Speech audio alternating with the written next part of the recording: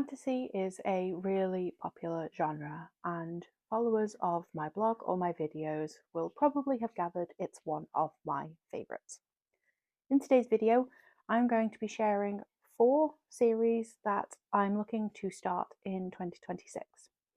Now, there is a bit of a caveat here in that a couple of these I have actually started before, but I started them such a long time ago that in order to carry them on, I'd basically have to go back to the beginning. I'll explain which each of those are, as well as why I want to read them, who the authors are, and why I'm excited to get to them. Across the 4 series I'm going to be featuring today, there are 2 quite large series that I would need to revisit the first book for, because I started these well in advance of 5 years ago, and there's no way I'd be able to carry those on. They are quite long, and some of them aren't even finished in terms of being published by the author. So they're going to be more of a slow burn kind of project. I do have a fairly short trilogy on this list, so that shouldn't be too difficult to kind of knock out the park. And it's by an author I've read a few different series by as of recording, so I know I like their writing style. Should be pretty straightforward. The last series I'm featuring, I am kind of going into the first book with a view to seeing how that goes before I commit to reading the rest of the series. This is quite different from the books I've read so far in that it's kind of based on a video game franchise, which is very, very different, but it's something I've enjoyed in the past. Certainly the games I enjoyed playing. So I am going to try that first book as I already have a copy of it, and then we'll scope out whether I carry on from there. Let's take a look. The first series I'm featuring in this video is one you've probably started already if you are a fan of fantasy. Especially if you love Brandon Sanderson books, then the Stormlight Archive is probably one you've heard of, if not read already. Now, I have actually read this first book, but I read this in 2017, which is obviously, as of recording, in 2026. It's a long time ago.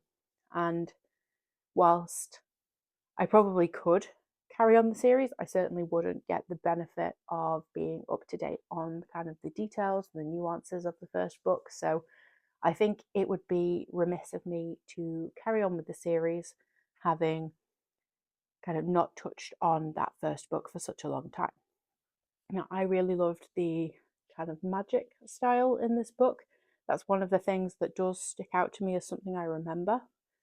And particular Kaladin is his name. I think one of the main protagonists. I really liked his perspective and kind of the idea of his character and the position he ends up in. But beyond that, kind of details, very fuzzy. I read a lot of books, and I don't think I'm alone in that. Once I've read a book, and I read a book a good time ago, it kind of just goes in and out. So that's definitely one I want to revisit this year. This is one of the slow burn series I was kind of talking about, in that as of recording, I think only half of the books in this series are out there in the wider world. I think it's meant to be a 10 book series, and I believe there are 5 published. So it's not something I need to rush into, but it's definitely one where, in order to be able to progress with the later books, I would benefit greatly from revisiting this first one.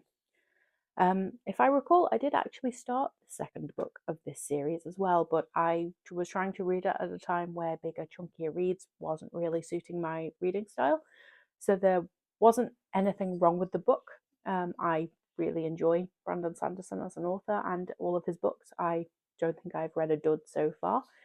But I put this down because it wasn't working for me at the time, and obviously it has been a while. So I'm looking forward to coming back to this one. The next book on this list is also a reasonably sized series. However, I believe there are at least most, if not all, of the books out there by now, so it's one I can get myself into and run with a little bit more. Now, this is a fantasy that overlaps with kind of sci-fi genre. It's a space opera, so it's a little different from stuff I've read before, with the exception that I have read the first book before, and I did so in 2018 as part of a kind of publication push blog tour for the author. That book is Empire of Silence by Christopher Ruocchio, I believe is how you pronounce the surname. I apologise if it's not. But anyway, his Sun Eater series, I believe, is around 7 books long. Yes, the main series is 7 books long, and there also look to be either short stories or kind of in between stories if you're really loving the realm that this is set in. I traditionally, in this kind of scenario, tend to read just the main books, just out of preference. I don't particularly know why, but I tend to stick to the main books. So that's what I'm going to be working on.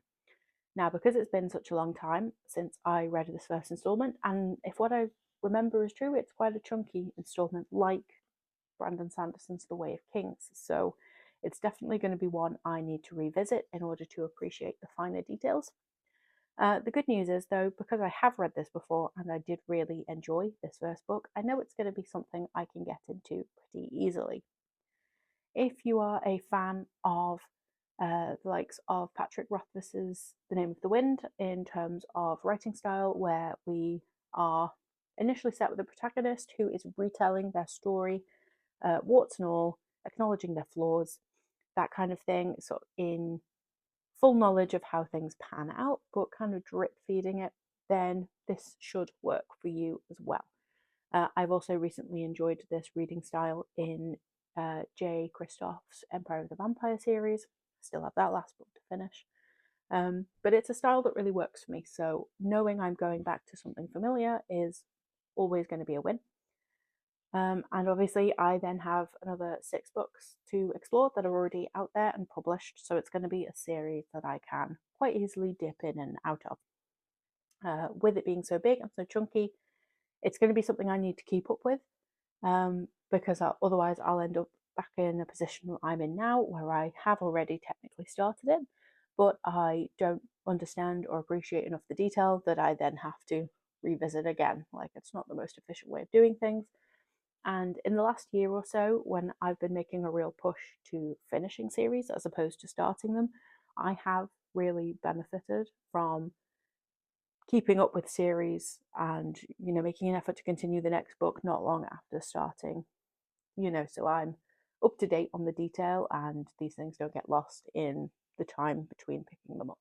So definitely one that once I start, I need to keep up with.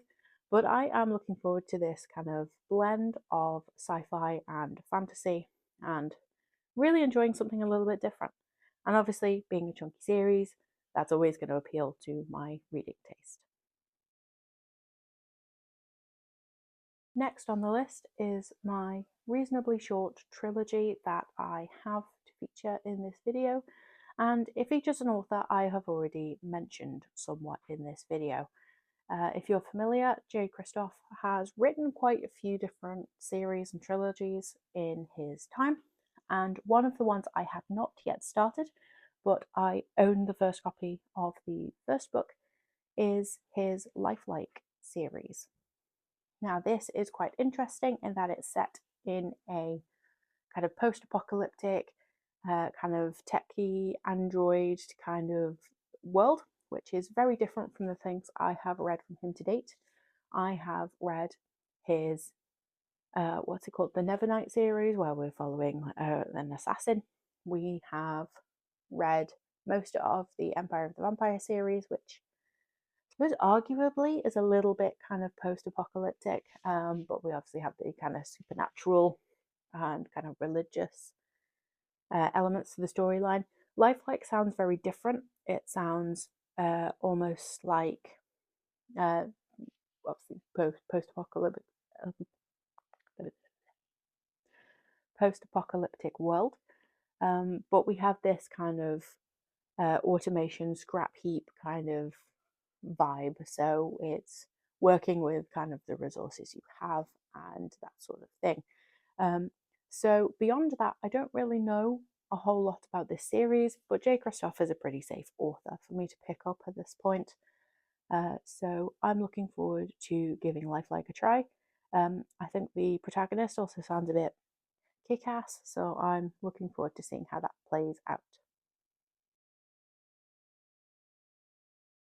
Finally, the series I am loosely going to try, and at least I'm starting with the first book, is based on a game franchise I played somewhat as a teenager. Now, I only picked this first book up because I spotted it in a bookshop when I was having a little bit of a spending spree when we went to Liverpool a couple of years ago. And it was because it's based on one of my favourite storylines out of this game franchise that I thought I would, at the very least, give this first book a go. So, this first book is for the Assassin's Creed series. It's written by, I believe, a gentleman called Oliver Bowden or something like that. I'll obviously show you the cover. But this first book features Ezio, who is kind of in like Renaissance Italy, and I love kind of the Borgia storyline that goes behind this main kind of story. So I wanted to kind of revisit that storyline, but in a different way to the games. So that's kind of how I ended up picking up this first book in the first place. I believe this author has gone on to write books as well for later installments in the series, and I believe he kind of surpasses where I have actually played up until. So, for example, I love like kind of like the earlier Ezio storyline. I don't love kind of his story arc at the end, but I'll deal with that if we come across those in the books. But I think I played Black Flag, which definitely he's written about. But then we get to a point, I think, where I want to say Unity, maybe I haven't played, or at least I started it, didn't really get into it. But like that's just because I tended to stop playing them and I was playing other games at that point. So anyway, the books kind of overtake where I've got to in the games, but it's a way that I can explore those storylines in a different format. So it's going to be very different picking up books based on games, and I don't know how the writing is going to work, whether it's going to be fluid or a bit regimented depending on the base storyline. So it's one to explore. Anyway, it's something a little bit different. So I'm looking forward to trying this first book at the very least. And if I get on with this, then I'll definitely continue with the series. So those are 4 fantasy series I'm looking forward to starting or restarting in 2026. Have you read any of the books in this video? Are there any series that you are looking to start in 2026? If so, I would love for you to drop me a line in the comments, tell me what it is you're looking forward to reading for yourself. And if you are keen to see what else I'm reading beyond these kind of future starts, then take a look at my March TBR, which I shared recently. It's my most ambitious one to date. So it's fair to say I won't be starting these series just yet, but probably a little bit later this year. My focus for March is to have a go at completing the Goodreads Winter Reading Challenge. And whilst there may be some overlaps with the books I featured in that prompt, I've already met them. So they're going to come a little bit later in 2026. So let me know what fantasy series you're looking forward to starting, and I will see you in the next video. Bye for now.